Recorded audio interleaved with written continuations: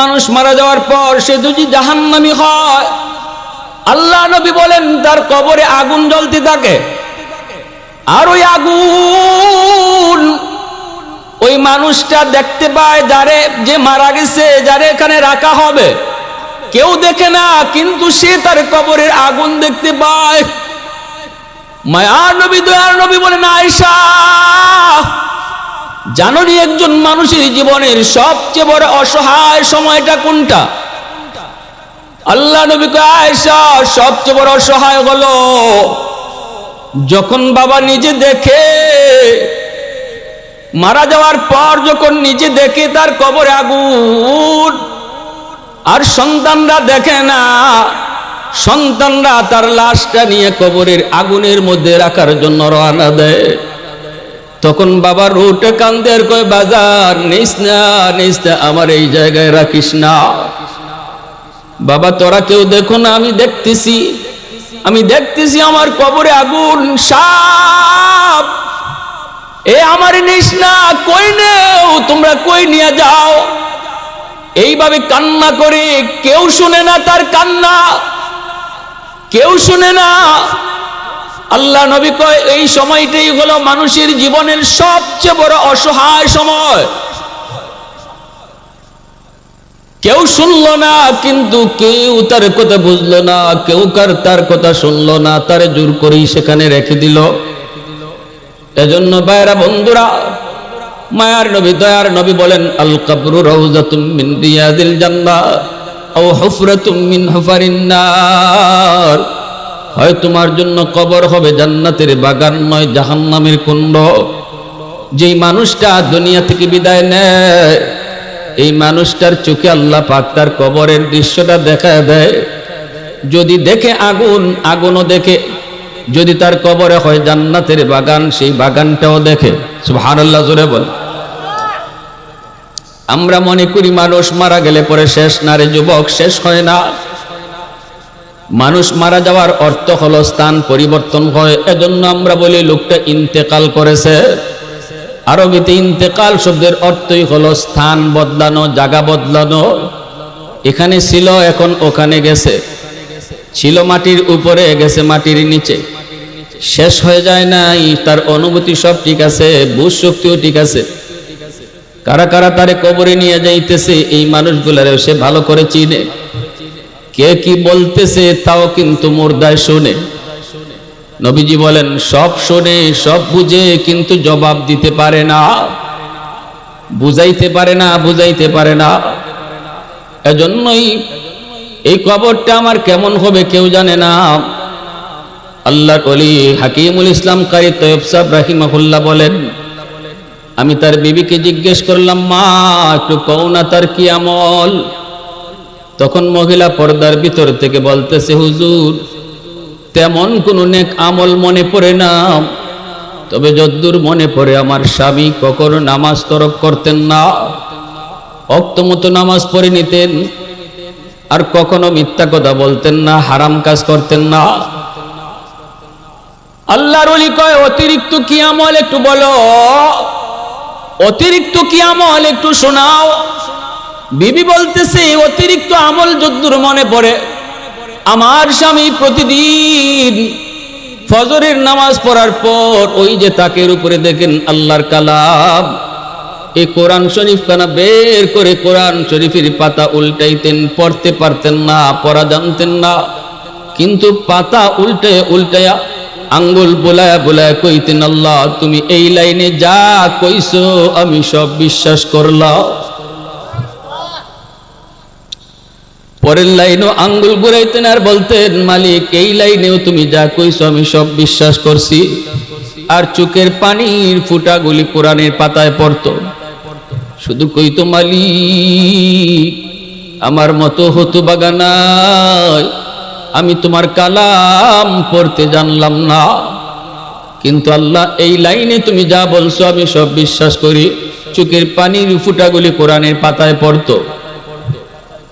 হাকিমুল ইসলাম বলেন, আমি কোরআন শরীফ খানা হাতে নিলাম, হাতে নিয়ে কোরআন খানা উল্টাইলাম, কোরআন উল্টায় দেখি প্রতিটা লাইনের নিচে নিচে কতবার যে সে আঙ্গুল ঘুরাইছে, আঙ্গুলের দাগ পড়ে গেছে। প্রতি লাইনের নিচে নিচে আঙ্গুল ঘুরাইছে, আঙ্গুলের দাগ। আর এখনো কোরআনের পাতায় তার চোখের পানির ফুটার দাগ। আল্লাহ পাক রব্বুল আলামিন এত খুশি হয়েছেন, এত খুশি। রব্বুল আলামিন তারে শুধু বুজুর্গার ওলি হিসেবে আল্লাহ কবুল করে নাই, তার উলায়াত, তার বুজুর্গি মানুষের সামনেও আল্লাহ প্রকাশ করে দিছে। একটু জোরে কন্যা সুবহানাল্লাহ, আর একটু জোরে কন্যা সুবহানাল্লাহ। मैं तालिब मौला हूँ मेरे इश्क निराला, मैं तालिब मौला हूँ मेरे इश्क निराला, है जुमला जहाँ जिनकी तजल्ली से उजाला, है जुमला जहाँ जिनकी तजल्ली से उजाला, मदर्द जहाँ गैर खुदा यार नदारम, जुजियाद खुदा ही चिदिगुर कार नदारम, जुजियाद खुदा ही चिदिगुर कार नदारम। मुसलमाনের আওয়াজে বলেন আল্লাহু আকবার, আরো জোরে আল্লাহু আকবার। ভাইরা বন্ধুরা, তখনই হাকিমুল উম্মত বলেন আমার বুঝ হয়ে গেছে এই আল্লাহর কালামের প্রতি তার যে মহব্বত, তার যে ভালোবাসা, এই ভালোবাসা মহব্বতের কারণে আল্লাহ তারে এত দামি বানায় দিছে। কোরআনকে যে যত বেশি ভালোবাসবে, কিয়ামতের ময়দানে কোরআন তার পক্ষে আল্লাহর আদালতে এত বড় সুপারিশকারী হবে। নবী বলেন কোন নবীও এত বড় সুপারিশকারী হবে না, কোরআন যার পক্ষে সুপারিশ করবে। ঠিক না? আল্লাহর কোরআন এত বড় সুপারিশকারী হবে, মরণের পরেই তার বুকের মধ্যে বসা থাকবে। কবরে যাওয়ার পর নুরানি চেহারার একজন যুবক হয়ে পাশে বসা থাকবে। মুনকার নাকির ফেরেশতা যখন কইব কে তুমি, একটু হর, আমরা আল্লাহর বান্দারে কিছু প্রশ্ন করব নিরিবিলি একা একা, জবাব দিবে শুধু সে, তুমি সর। তখনই বলবে না, আমাকে সরতে বলবা না, আমি আমার বন্ধুকে ছেড়ে যাব না। দুনিয়াতে আমার বন্ধু আমাকে বলে নাই, প্রতিদিন কোনো না কোনো এক টাইমে আমি কোরআনকে কাছে নিত, বুকে নিত, কোরআন পড়তো, আমারে বলতো না। আজ আমিও তারে ভুলবো না। তোমাদের যা জিগাইবার জিগায় যাও, তারে জান্নাতে ঢুকানোর আগ পর্যন্ত আমি কোরআন তার সঙ্গ ছাড়ব না। অথচ মুসলমানের ঘরে আজকে কোরআনের কোনো দাম নাই, কোরআনের ইজ্জত নাই, কোরআনের সম্মান নাই, কোরআনের তিলাওয়াত নাই, মহব্বত মুসলমানের ঘরে নাই। মা বোনেরা রহমত চাও, ঘরে কোরআন তেলাওয়াত করো, দিনে একবার হলেও কোরআন তেলাওয়াতের আমল করো। ঘরে সৌনারী হও, একটা রুটিন করো। হয় তুমি একদিন নয় আমি একদিন, এভাবে বিবির সাথে একটা পরামর্শ করো, সন্তানের সাথে পরামর্শ করো। একটা দিন, পুরা একটা দিন যেন খালি না যায় যে আজকের দিনে কোরআন একবারও ঘরে পড়া হয় নাই, এমন যেন না হয়। বেশি কঠিন আমল নয়, আমলটা সহজ, লম্বা পড়াও পড়তে হবে না, আধা ঘন্টাই পড়েন না, না পারেন 20 মিনিটই পড়েন, কিন্তু দিনে একবার ঘরে কোরআন তেলাওয়াত হবে, করব। একটু নিয়তটা কার কার পাক্কা আছে একটু হাত উঠে আল্লাহরে দেখান। আল্লাহ তুমি কবুল করো, জোরে কোন আমিন, আরো জোরে কোন আমিন। মুসা নবীকে আল্লাহ আমার সাথে তুর পাহাড়ে তুমি কথা বলো, আমি ছাড়া আর কারো সাথে কথা বলবানি। তুকাল্লিমু মাই হাল তুকাল্লিমু আহাদান গাইরি। আল্লাহ কয় মুসা তোমার সাথে যে কথা বলি, তোমার মাঝে আমার মাঝে একটা পর্দা আছে, কিন্তু এমন একটা উম্মত ভবিষ্যতে আসতেছে যেই উম্মতের সাথে আমি আল্লাহ কথা বলবো, কিন্তু মাঝখানে কোনো পর্দা থাকবে না। সুবহানাল্লাহ। মুসা নবী এত বড় পয়গম্বর, কিন্তু আল্লাহ কয় কোন নবী নয়, তারা একজন নবীর উম্মত। এই উম্মতের সাথে আমি আল্লাহ কথা বলবো, মাঝখানে কোনো পর্দা থাকবে না। মুসা নবী কয় মালিক এরা কারা? আল্লাহ পাক কয় উম্মতে আহমদ, উম্মতে মুহাম্মদ, এরা হলো আমার বন্ধুর উম্মত, উম্মতে মুহাম্মদ। মুসা নবীকে আল্লাহ কেমনে ওরা কথা বলবে? আল্লাহ বলেন এরা যখন নামাজে দাঁড়াইবে তখনই আমার সাথে কথা বলবে।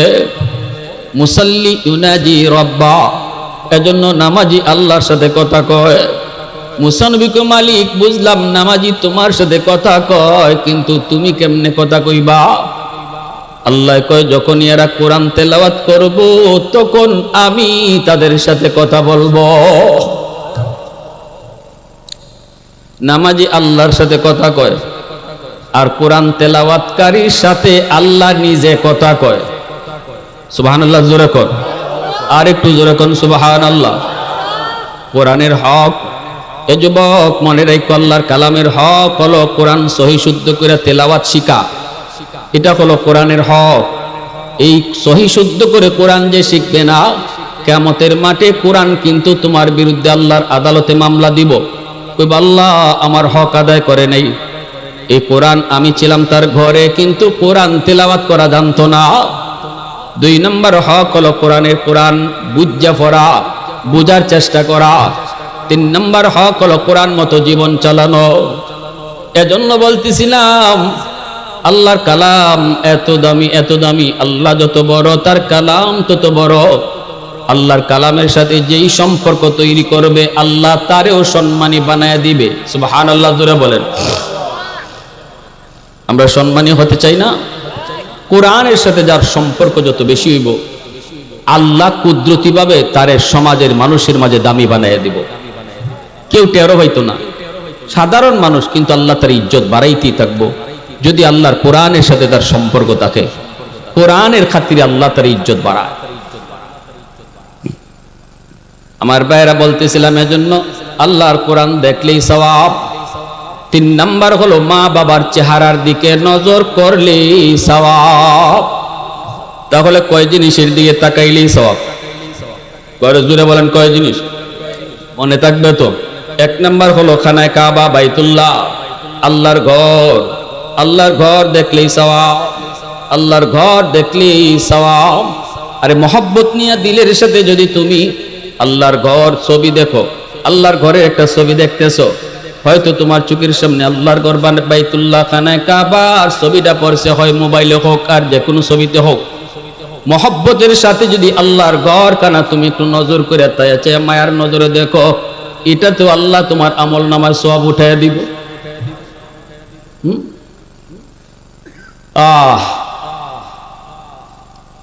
আর 3 নাম্বার হলো মা বাবার চেহারা। মা মিন ওয়ালাদিন বারিন ইয়ানজুরু ইলা ওয়ালিদাইহি নাযরা রাহমাতিন ইল্লা কাতাবাল্লাহু লাহু বিকুল্লি নাযরাতিন হাজ্জাতাম মাবরুরা। নবীজি বলেন যেই সন্তান বাপ মার চেহারার দিকে যতবার চায় ততবার কবুল হজ লেখা হয়। এজন্যই হাকিমুল উম্মত মুজাদ্দিদ মিল্লাত আশরাফ আলী থানভী রাহমাতুল্লাহি আলাইহি তার কিতাবের ভিতরে লিখছেন, যেই সন্তান মা ভক্ত হয়, যেই সন্তানের প্রতি বাপ মার দোয়া থাকে, এই সন্তান গরিব হলেও আল্লাহ তাকে হজ করার তৌফিক দেয়। অনেক ধনীও হজ করতে পারবে না যদি আল্লাহ কবুল না করেন। অনেক গরিবও হজ করে লায়, তৌফিক নাই, তবু আল্লাহ তৌফিক দিয়া দেয়। কেমনে করছে? এটা আল্লাহ কবুল করতে হয়, ঠিক কিনা? আল্লাহর ঘরে কারা যাইব এটা আল্লাহ কবুল করব। এজন্য আমার ভাইয়েরা বন্ধুরা বলতেছিলাম, যুবক মনে রাখো তোমার আমার জিন্দেগির মধ্যে আল্লাহ পাক কিছু লাইট লাগাইয়া দিছে, কিন্তু লাইট আল্লাহ জ্বালায় দেয় নাই। তোমার আমার জিন্দেগির ভিতরে আল্লাহ লাইট লাগাইয়া দিছে। হয় তুমি এখন লেখাপড়া করো, নয়তো তুমি এখন কোনো ব্যবসা করো, নয় তুমি কোনো চাকরি করো, নয় তুমি কোনো একজন কৃষক জমি জমা করো। দুনিয়ার লাইনে তুমি আগাইতেছ, বউ বাচ্চা নিয়ে সংসার নিয়ে শান্তিতে সুখেতে থাকতে চাও, চেষ্টা করতেছ। মনে রাখবা তোমার জিন্দেগির সফলতার জন্য আল্লাহ পাক কিছু লাইট লাগাইয়া দিছে, কিন্তু এই লাইটগুলা আল্লাহ জ্বালায়া দেয় নাই। লাইটগুলি আল্লাহ জ্বালায়া দেয় নাই। আল্লাহ কইছে তুমি লাইট জ্বালাও, লাইন ওকে করো, লাইন ওকে করো। এই যে লাইট, এই লাইট জ্বলবে না যদি পাওয়ার হাউস কারেন্টের থেকে লাইন অকে করা না হয়, পাওয়ার হাউস থেকে যদি লাইন অকে করা হয়, তাহলে লাইট জ্বলবে, লাগাইলেই কিন্তু লাইট জ্বলে না। জোরে কোন, লাগাইলেই কি লাইট জ্বলে নাকি কারেন্ট থেকে জয়েন দিতে হয়? ঠিক তেমনি আমার আপনার জীবন। এ যুবক, তোমার আমার জীবনে আল্লাহ এমন কিছু লাইট লাগায়া দিছে, জ্বালায় দেয় নাই, জ্বালায় দেয় নাই। আল্লাহ বলছে মা বাবা হলো তোমার জীবনের পাওয়ার হাউস, ওখান থেকে লাইন অকে করো, আমি আল্লাহ জিন্দেগির লাইট জ্বালায় দিব। ওখান থেকে লাইন অকে করো, জিন্দেগির লাইট আমি জ্বালায় দিব। ব্যবসা বাণিজ্যে সফলতা চাও, লেখাপড়ায় তুমি বরকত চাও, চাকরিতে তুমি প্রমোশন চাও, বিদেশে যাওয়ার জন্য বহু চেষ্টা করো, জমি জমা করো, ফসলে বরকত চাও, দুনিয়ার লাইনে তুমি সফলতা চাও। এই সফলতার লাইট যদি জ্বালাইতে হয়, মা বাবা থেকে লাইন অকি করা লাগবে। এই লাইন যদি কাটা থাকে, যত চেষ্টাই তুমি করো লাইট কিন্তু জ্বলবে না। এই লাইন যদি তুমি কাটো, কখনো লাইট জ্বলবে না, লাইট লাগানোই থাকবে, জ্বলবে না, জ্বলবে না। জীবনের বাতি হলো কল আল্লাহ লাগাইছে, জ্বালায় দেয় নাই। তোমার আমার জীবনের পাওয়ার হাউস হলো মা বাবা, পাওয়ার হাউস হলো বাপ মা এক নাম্বার, পাওয়ার হাউস হলো 2 নম্বরে মুরব্বীরা, পাওয়ার হাউস হলো 3 নম্বরে উলামায়ে কেরাম। এলাকার মুরব্বীদের দোয়া নেও, এত আল্লাহ তোমার জিন্দেগির লাইট জ্বালায় দিব। এমনি ভাবে উলামায়ে কেরামের দোয়া নেও, উলামায়ে কেরামের সাথে সম্পর্ক ভালো রাখো, উলামায়ে কেরামের অন্তর থেকে দোয়া যত নিবা, আল্লাহ তত তোমার লাইটের পাওয়ার বাড়ায় দিব। জোরে কন্না সুবহানাল্লাহ, আরো জোরে কোন সুবহানাল্লাহ। এজন্য বলি ভাইরা, মনে রাখবা যুবক, হয় তোমার মা আজকে দুনিয়ায় আছেন, নয়তো তোমার আব্বা দুনিয়া আছেন, নয়তো তোমার কেউ দুনিয়াতে নাই। যাদের বাপ মা দুনিয়া আছেন, তাদেরকে হাতে ধরে পায়ে ধরে বলবো, সাবধান সাবধান, মা বাবারে কান্দাইয়া জীবনে কোনো দিন তুমি সফলতা পাইবা না, কোনো দিন পাইবা না। লেখাপড়ায় বরকত হবে না, ঠিক না? ব্যবসা বাণিজ্য তুমি লাভ দেখবা না, চেষ্টা তুমি কম করো না, কিন্তু এরপরও ধরতে পাইবা না। বরকত আল্লাহ উঠায় নিব, অভাব তোমার যাবে না, অভাব তোমার যাবে না, যাবে না। এজন্যই তো মূসা নবী কইছিল, আল্লাহ বন্ধু কেডা হইব একটু কইবাইনি। আল্লাহ কয় যাও এক কসাই। মূসা নবী কসাই ঠিকানা লইয়া চলে আসছেন। আয়েশা বলতেছেন, বাইরে আমি একটু মুসাফির মানুষ, তোমার বাড়ির মেহমান হতে চাইনি বাইনি। কসাই কয় হ চলেন। বাড়িতে নিয়ে আসলো মূসা নবীরে। মূসা নবী তো নিজের পরিচয় দিলেন না। উদ্দেশ্য হলো লোকটা কি আমল করে একটু দেখবেন, যেই আমলের কারণে আল্লাহ তারে জান্নাতে মূসা নবীর বন্ধু বানায় দিছে। মূসা নবী দেখে লোকটায় ঘরে ঢুইকাই মার রুমে আগে ঢুকছে, বুড়া মা বিছানায়, এই মাকে কুলে নিয়া তুলা তুলা সন্তানে খাওয়াইতেছে আদর কইরা কইরা, আর মা সন্তানের হাতে খানা খাইতেছে, আর টুটটা নাড়ায়া নাড়ায়া কি যেন দোয়া করতেছে। মূসা নবী দেখে ছোট্ট ছোট্ট 2টা বাচ্চা বাবার পা জড়ায় ধরে কাঁদতেছে, আর কয় আব্বু পেটের ক্ষুধায় বাঁচি না, একটু খানা দাও। বাবার হাতে খানা, এর পরও বাবা সন্তানের মুখে খানা দেয় না, বরং মাথায় হাত বুলায় আদর করে, আর কয় বাবা একটু অপেক্ষা করো, আগে তোমার দাদুরে খানা খাওয়াই, তারপরে খানা খাওয়াবো। কলিজার টুকরা সন্তান, পা পইরা গেছে বাবার, এরপরও বাবা দরদি হয় না, আগে আমার মারে খাওয়াবো, তারপরে সন্তানরে দেখবো। মূসা নবী কয় ভাই রে, এই আমল কতদিন যাবত তুমি করো? লোকটায় কয় ভাই 40 বছর যাবত। জোরে কও না সুবহানাল্লাহ। মূসা নবী কয় মা কি যেন দোয়া করলো বুঝি নাই। সাথে সাথে লোকটায় কয় আমার মা 2টা দোয়া করে, একটা দোয়া হলো আল্লাহ পাক যেন আমাকে দুনিয়াতে অভাব না দেয়। মার এই দোয়াটা কবুল হয়ে গেছে, আমি বাস্তবে পাইছি, আমার কোনো অভাব নাই। সুবহানাল্লাহ জোরে বলেন। বাস্তবে কোনো অভাব নাই, বাস্তবে কোনো অভাব নাই। 2 নম্বর আরেকটা মায় দোয়া করে, এই দোয়াটা কেমনে কবুল হইব আমার বুঝে ধরে না, কিন্তু সারা জীবন ধরে মা এই দোয়াটা কইয়া যাইতেছে। আমি তো আশ্চর্য হই, আম্মা এটা কিতা কয়? মুসা নবী কয়, কি কইছে তোমার মায়? কয়, মার 2 নম্বর দোয়াটা হলো, আল্লাহ জান্নাতে মুসা নবীর বন্ধু আমার সন্তান রে তুমি বানাইও। আর একটু আওয়াজ দিয়ে কন্যা সুবহানাল্লাহ, আর একটু জোরে কন্যা সুবহানাল্লাহ। পৃথিবীতে মায়ের মতো আপন কেউ হবে না, পৃথিবীতে মায়ের মতো আপন কেউ হবে না। তোমরা কোনোদিনও মায়েরই মনেতে কষ্ট দিও না, তোমরা কোনোদিনও মায়েরই মনেতে কষ্ট দিও না। পৃথিবীতে মায়ের মতো আপন কেউ হবে না, পৃথিবীতে মায়ের মতো আপন কেউ হবে না। তোমরা কোনোদিনও মায়েরই মনেতে কষ্ট দিও না। কত পাপী এমন আছে মাকে কষ্ট দেয়, মায়ের মনে কষ্ট দিয়ে অভিশাপ নেয়। মায়ের মনে কষ্ট দিলে খোদা যে সহে না, মায়ের মনে কষ্ট দিলে খোদা যে সহে না। তোমরা কোনোদিনও মায়েরই মনেতে কষ্ট দিও না, তোমরা কোনোদিনও মায়েরই মনেতে কষ্ট দিও না।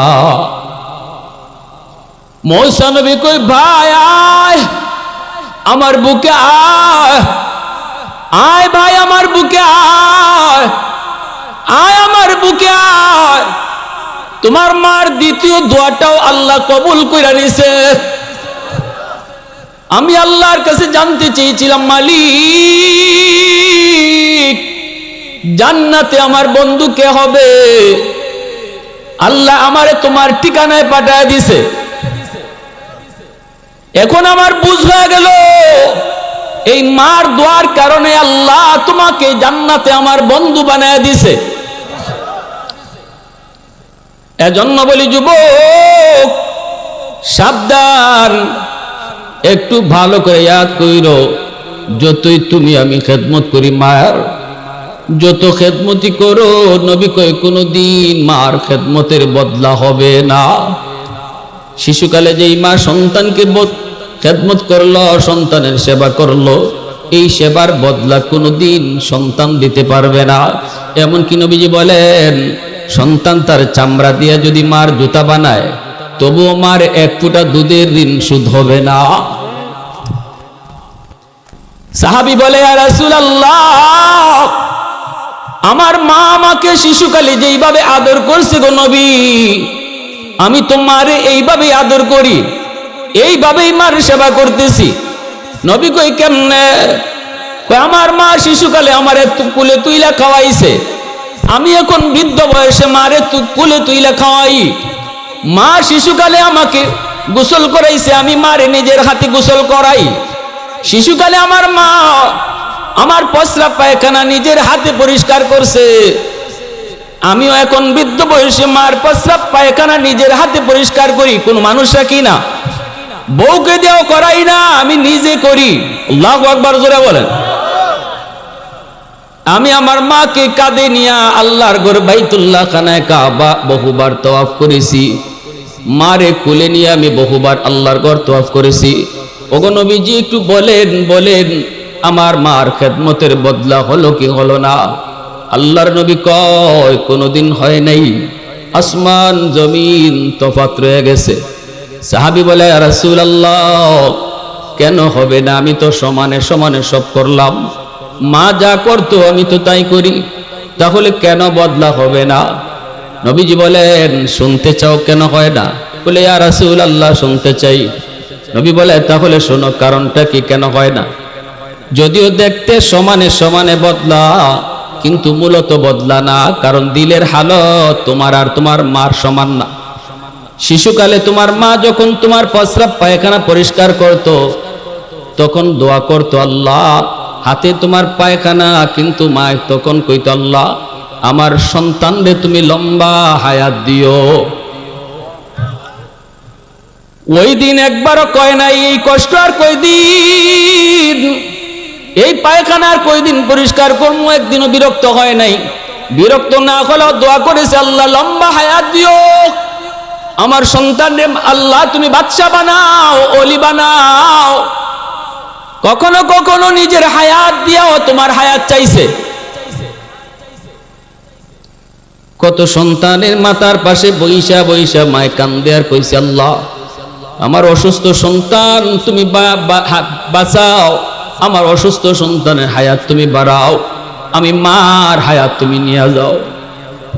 কত সন্তানের মাথার পাশে বইসা বাবাও কইছে আল্লাহ আমি বাবা হায়াত দিয়ে দিলাম, আমার সন্তানের হায়াত তুমি বাড়াও। কতটা মহব্বত থাকলে পরে এমন হয়। গতকালকের আগের দিন একটা প্রোগ্রামে ছিলাম নাটোরে, এখন মনে পড়ে গেছে না বলে পারি নাই। বয়ানটা শেষ করার পর হাজারো হাজারো মানুষ, শুধু মানুষের মাথা আর মাথা দেখা যায়। বয়ানটা শেষ হওয়ার পর মানুষগুলি কান্না করে করে যেভাবে হাত মিলাইল, ভলেন্টিয়ার মানুষগুলা তারা পাগল হয়ে গেছে, মানুষকে টেকেল দিতে পারে না। এই মুহূর্তে একজন বৃদ্ধ মানুষ আমাকে দেইখা হাতটা বাড়ায় রইছে, সামনে আগাইতে পারে না। আমি নিজে যায় তার সাথে মিললাম, মানুষটায় কান্দে আর চোখের পানি ধরায় কইতেছে বাজান বাজান আমি তোমার জন্য দোয়া করি, আমার হায়াতটা নিয়ে যেন আল্লাহ তোমার হায়াত বাড়াইয়া দেয়। চোখের পানি রাখতে পারি নাই। এমন দোয়া বাবা করে মা করে সন্তানের জন্য। এজন্য নবীজি বলছে যুবক যতই তুমি এখন মার সেবা করো, মার খেদমত করো, তোমার কলিজায় কিন্তু মার লম্বা হায়াতের দোয়া নাই। তোমার মনে হলো এই কষ্ট আর কয়দিন করব, মা আর কয়দিন বাঁচবে, যাবার সময় একটু খেদমত কইরা দেই। তোমার কলিজায় মার লম্বা হায়াতের দোয়া নাই, কিন্তু শিশুকালে মা যে তোমার খেদমত করছে তখন কলিজায় তোমার লম্বা হায়াতের দোয়া ছিল। এই কারণে দুইজনের খেদমতের ভিতরে তফাৎ হয়ে গেল আসমান জমিন। রহমতের নবী মায়ার নবী মা আর কোথায় ইয়াদ হলে নবী চোখের পানি ধরে কাঁদতেন আর বলতেন দুনিয়ার মার সন্তানের দল কোনোদিন বাপ মারে কষ্ট দিও না, কারণ আমি নবী জন্মের পরে কোনোদিন বাবাকে আমি দেখি নাই। বাবা শুধু দেখি নাই তা না, আব্বুকে ডাক আমি নবী জীবনে দিতে পারি নাই। বাবা ডাকের ভিতরে কত মজা, আব্বা ডাকের ভিতরে কত স্বাদ, আমি নবী তা জানি না রে। বুঝ হওয়ার পরপরই মা হারাইলাম, মার খেদমত তাও আমি জানি না। এজন্য আমার নবী রহমতের নবী যখন মক্কা থেকে মদিনায় হিজরত করে নবী চলে যাবেন, যেই জায়গাটাতে মার কবর ছিল ওই জায়গায় যাওয়ার পরে নবী বলতেছেন এখানে একটু নামো। নবীজি এখানে নাই, মা ছোট বাচ্চার মতো হাও মাও করে কাঁদছেন।